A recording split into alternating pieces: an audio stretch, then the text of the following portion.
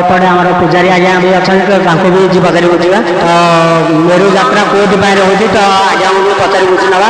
ତ ଆଜ୍ଞା କିଛି କୁହନ୍ତୁ। ମୁକ୍ତେଶ୍ୱର ସ୍ୱାମୀ ଆମର 1886 ମସିହା ଠାରୁ ମେରୁ ଦଣ୍ଡଯାତ୍ରା ଆଉ ହାତୋଡ଼ ଗ୍ରାମରେ ପ୍ରଚଳିତ। ଏହି ଦଣ୍ଡଯାତ୍ରାରେ ଆମର ଆରାଧ୍ୟ ଅଷ୍ଟଶମ୍ଭୁ ମୁକ୍ତେଶ୍ୱର ସ୍ୱାମୀଙ୍କର ଏହି ଦଣ୍ଡଯାତ୍ରା ଆରମ୍ଭ ହୁଏ ଦୀର୍ଘ 13 ଦିନ ପାଇଁ 2 ଏପ୍ରିଲ 2 ତାରିଖ ଠାରୁ ଏପ୍ରିଲ 14 ତାରିଖ ପର୍ଯ୍ୟନ୍ତ। ଆଜି ଆମର ମେରୁ ଯାତ୍ରାର ସମାପ୍ତ। ଦଣ୍ଡକାଳୀ ଗ୍ରାମ ଗ୍ରାମ ବୁଲି ଭଗବାନଙ୍କୁ ଦର୍ଶନ କରି ଭଗବାନ ଦଣ୍ଡ ଦେଖି ଆଉ ଭକ୍ତମାନେ ଆଜି ବହୁତ ଆସି ଏହି ଦଣ୍ଡଯାତ୍ରାରେ ଉପସ୍ଥିତ ହୋଇଛନ୍ତି। ଆଉ ମାଙ୍କର ବର୍ତ୍ତମାନ ଆମର ମା ଯାଇଛନ୍ତି ଏବେ ମୁକ୍ତେଶ୍ୱର ବନ୍ଧଟିକି ପାଣି କାମନା କରିବା ପାଇଁ।